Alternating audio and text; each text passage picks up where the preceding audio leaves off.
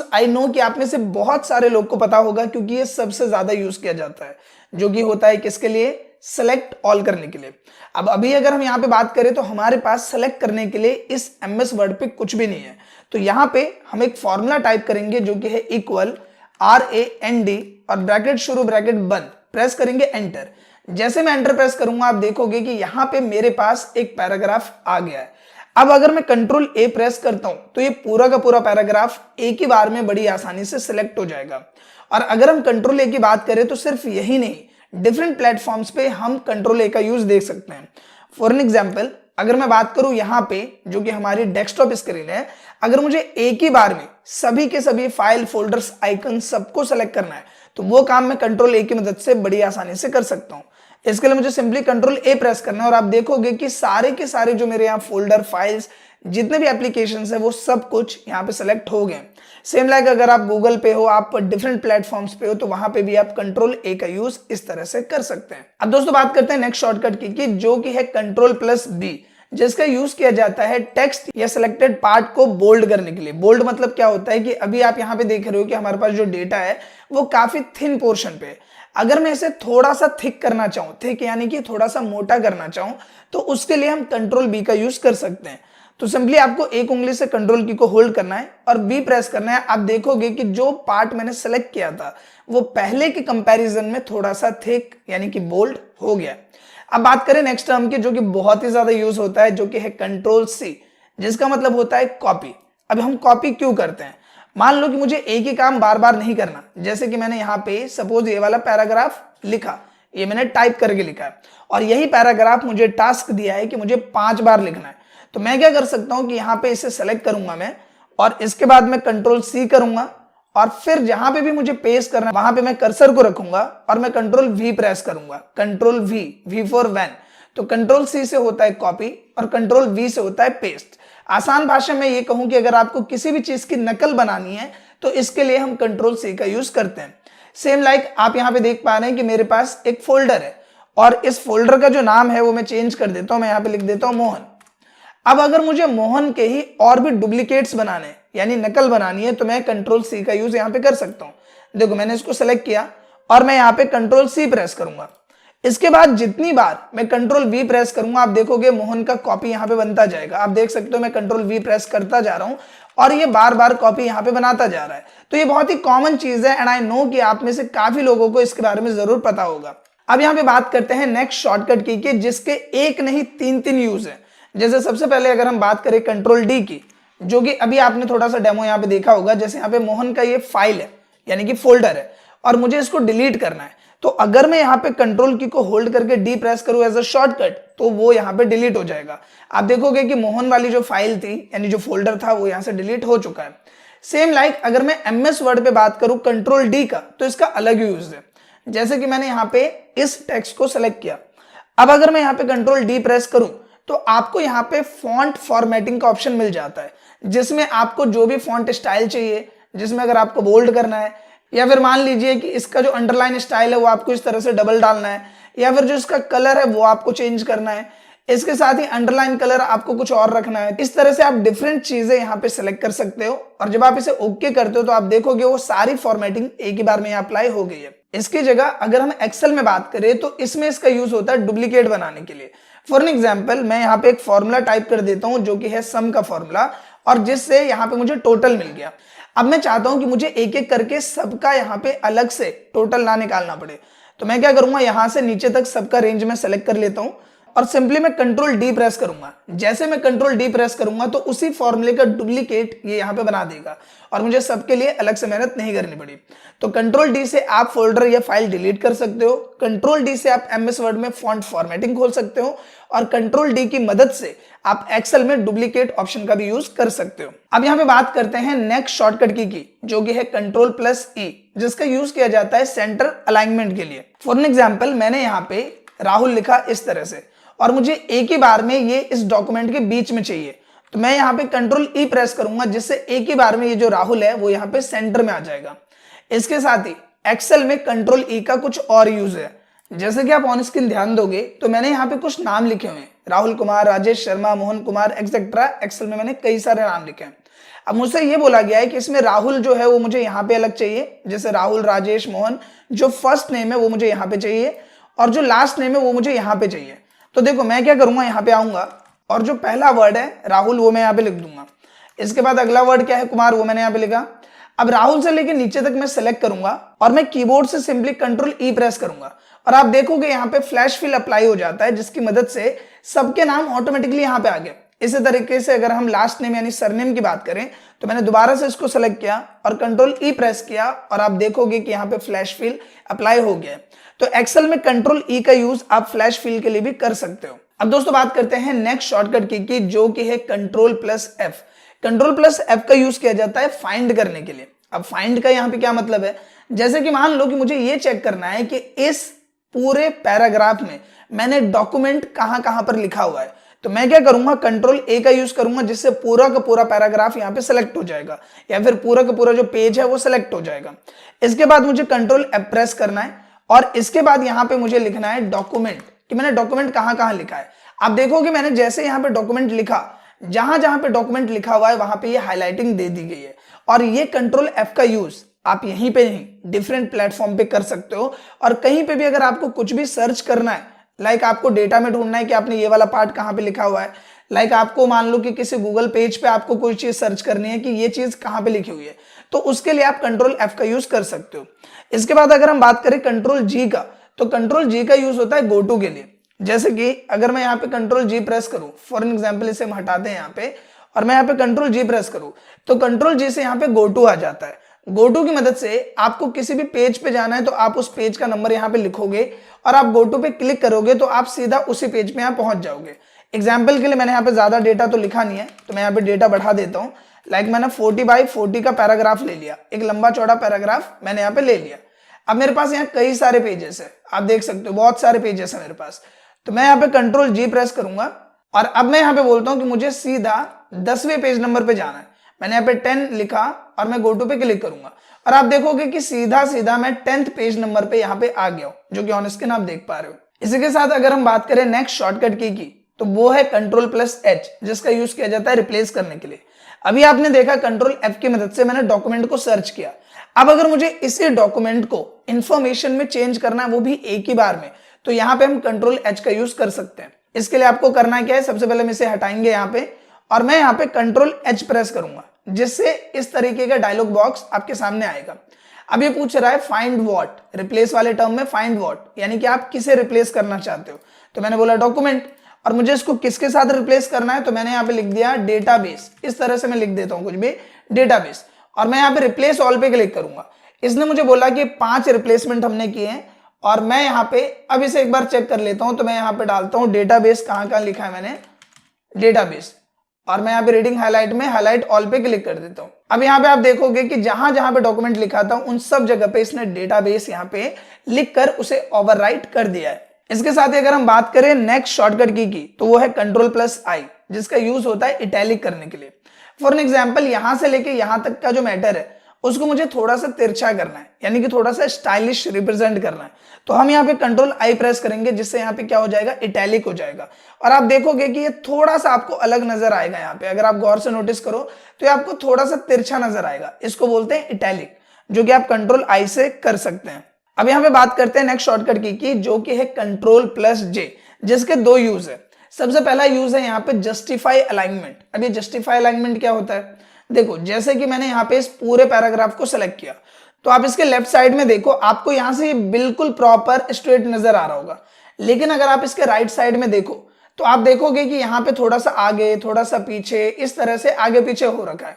तो जब अगर आप किसी बुक को नोटिस करते हो या फिर किसी मैगजीन वगैरह को देखते हो तो आप देखोगे कि इधर भी प्रॉपर बराबर में है, इधर भी प्रॉपर बराबर में है। वहां पे यूज किया जाता है जस्टिफाई अलाइनमेंट का। तो सिंपली हम यहाँ पे करेंगे कि हमने प्रेस किया कंट्रोल जे, और आप नोटिस करोगे कि जिस तरीके से लेफ्ट में बिल्कुल प्रॉपर वे में ये हमें शो कर रहा था, उसी तरह से ये राइट में भी हमें शो कर रहा है। अगर मैं पहले आपको दिखाऊं तो ये पहले कुछ इस तरह से था, लेकिन जब हम कंट्रोल जे करते हैं तो ये जस्टिफाई अलाइनमेंट की मदद से इसे प्रॉपर तरीके से एडजस्ट कर देता है। इसके साथ ही अगर कंट्रोल जे के एक और यूज की बात करें तो इसका यूज होता है डाउनलोड्स को देखने के लिए। तो सिंपली अगर आपने कंट्रोल जे प्रेस किया अपने गूगल पे आके, तो जो जो चीजें आपने डाउनलोड की है उन सब की लिस्ट आपको यहाँ पे देखने को मिल जाएगी। अब दोस्तों बात करते हैं नेक्स्ट शॉर्टकट की जो कि है कंट्रोल प्लस के, जिसका यूज होता है हाइपरलिंक करने के लिए। अब सवाल आ रहा होगा माइंड में कि हाइपरलिंक होता क्या है।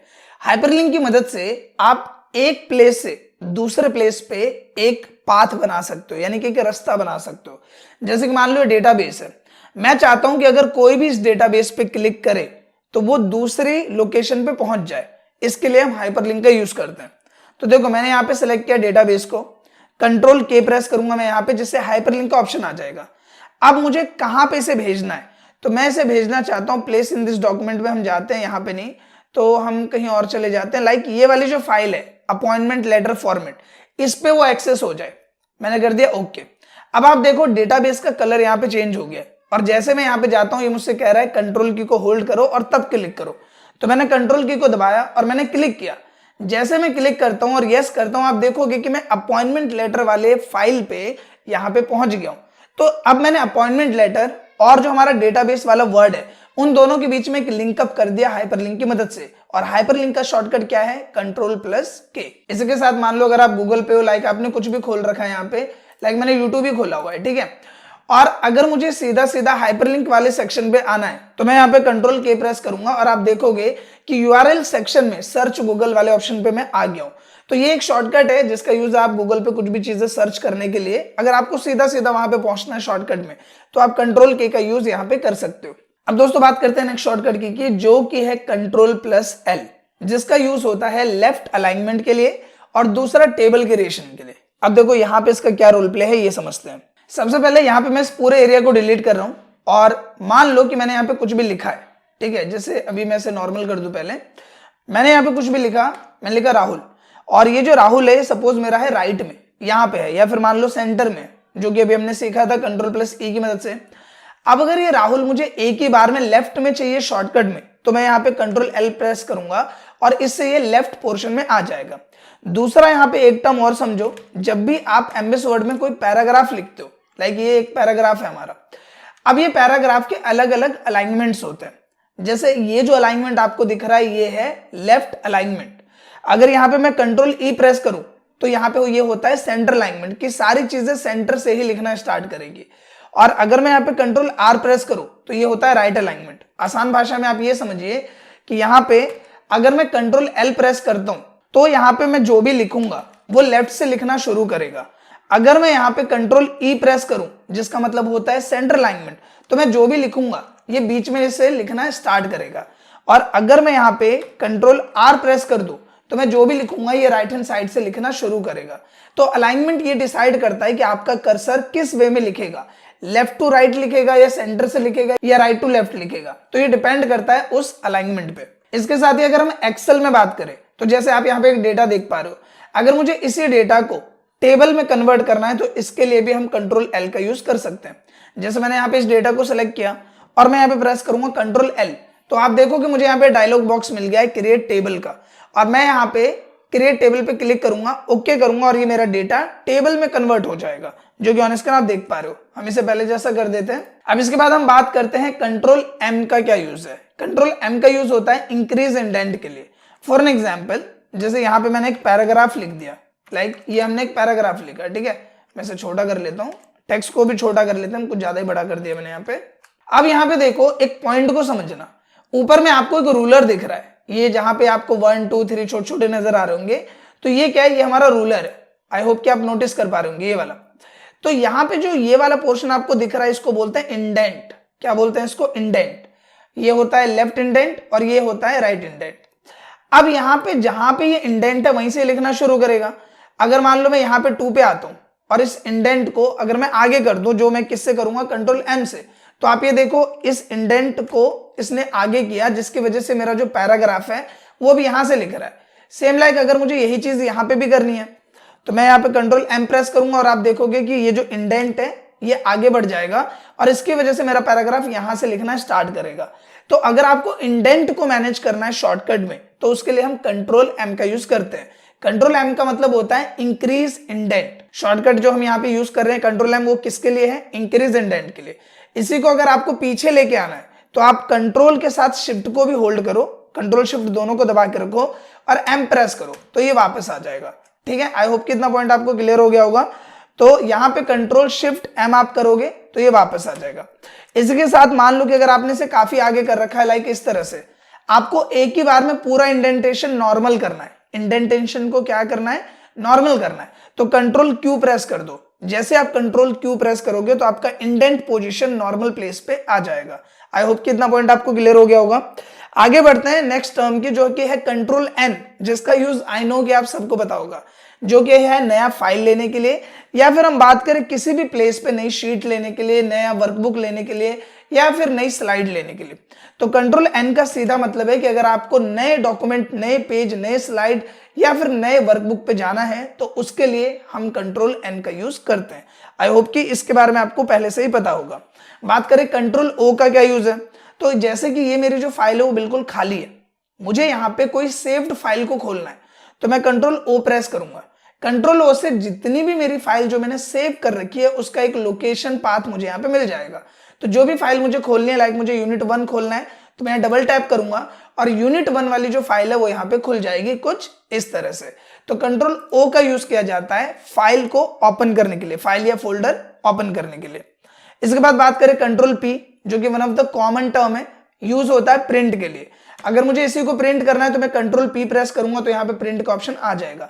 सेम लाइक अगर आप गूगल पे भी हो, आपको कंट्रोल पी प्रेस करना है, आप प्रिंट कर सकते हो। कंट्रोल क्यू का यूज मैंने अभी आपको बताया कि अगर ये जो इंडेंट है, अगर आपने इसे आगे कर रखा है कुछ इस तरीके से, आपको एक ही बार में इसे नॉर्मल करना है, तो आप कंट्रोल क्यू प्रेस कर दो, आपका जो इंडेंट पोजीशन है वो नॉर्मल प्लेस पे आ जाएगा। बात करें राइट अलाइनमेंट की, तो थोड़ी देर पहले मैंने आपको बताया था कि अगर मैंने यहाँ पे कुछ भी लिखा है, लाइक मैं यहाँ पे लिख रहा हूँ राहुल, और मुझे ये बिल्कुल एक ही बार में राइट में चाहिए, तो मैं कंट्रोल आर प्रेस करूंगा तो इससे ये राइट अलाइनमेंट इस पे अप्लाई हो जाएगा और ये बिल्कुल राइट में यहाँ पे आ जाएगा। इसके साथ ही कंट्रोल आर का एक और यूज है जो कि है एक्सेल में। अभी एक्सेल में क्या यूज है, यहाँ पे आप बिल्कुल ध्यान देना, नहीं तो समझ में नहीं आएगा।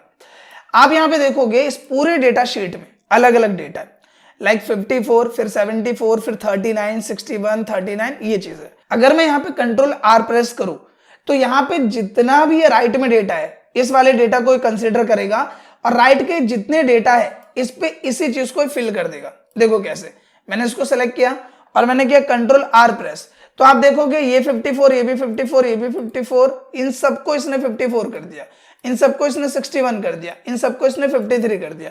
तो राइट फिल के लिए भी यूज किया जाता है कंट्रोल आर का, जिसमें राइट में जितना भी डेटा है वो लेफ्ट के रिस्पेक्ट में वो बिल्कुल कॉपीड हो जाता है, एज इट इज वैसा के वैसा ही ये पेस्ट हो जाएगा। इसके बाद बात करें नेक्स्ट शॉर्टकट की जो कि है control plus S, and I know कि इसका यूज आपको पता होगा, जो हम यूज करते हैं सेव करने के लिए। जैसे अगर मैं इसी वर्कबुक की बात करूं तो मैंने इसे सेव नहीं किया हुआ, यहाँ पे क्या लिख के आ रहा है, बुक 1। मैं कंट्रोल एस करूंगा तो यहाँ पे सेव दिस फाइल के लिए मुझे ऑप्शन मिल जाएगा।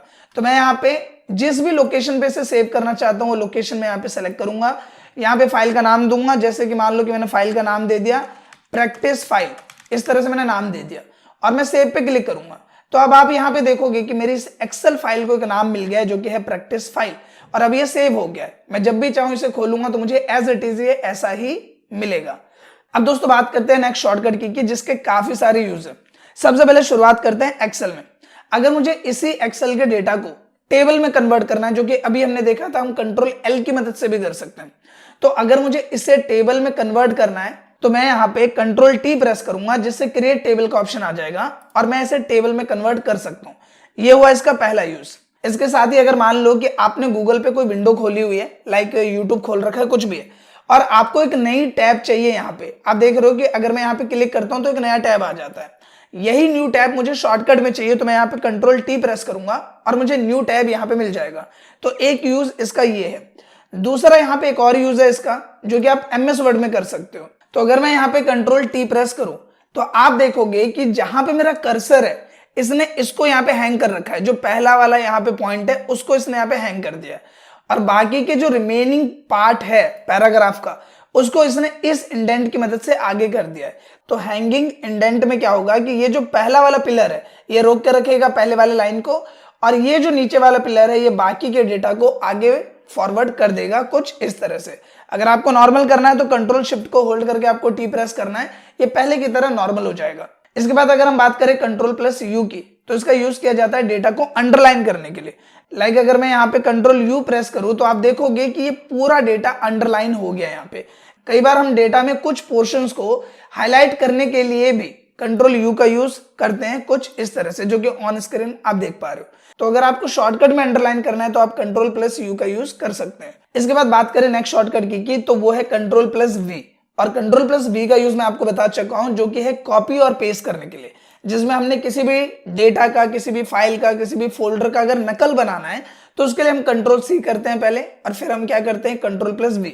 इसके साथ ही अगर बात करें नेक्स्ट शॉर्टकट की जो कि है कंट्रोल प्लस एक्स, उसकी मदद से आप किसी भी सिलेक्टेड पार्ट को कट कर सकते हो।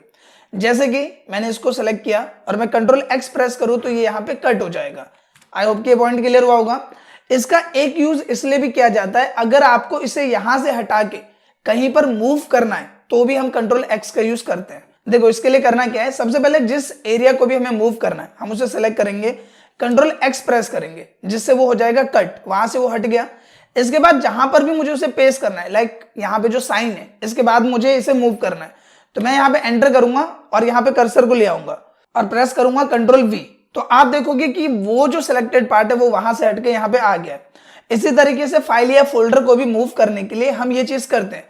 जैसे कि ये वाला जो यहाँ पे फाइल है, मुझे यहाँ पे नहीं चाहिए तो मैंने इसे सेलेक्ट किया।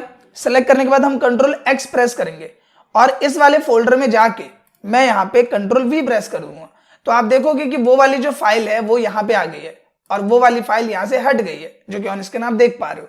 तो इस तरीके से मूव के लिए भी हम यहाँ पे इसका यूज करते हैं। अब बात करें दो लास्ट शॉर्टकट्स की, जो कि बहुत ही ज्यादा इजी है। सबसे पहली चीज, अगर आपने किसी भी चीज को डिलीट कर दिया है गलती से, जैसे मैं इसको सेलेक्ट करता हूं और मैंने इसको कर दिया डिलीट, तो अगर मुझे इसे वापस लाना है तो मैं क्या करता हूं, कंट्रोल प्लस जेड, जिसको हम बोलते हैं अंडू। लेकिन अगर मुझे इसे दोबारा से डिलीट करना है, ये थोड़ा कंफ्यूज करता है, ध्यान से समझना।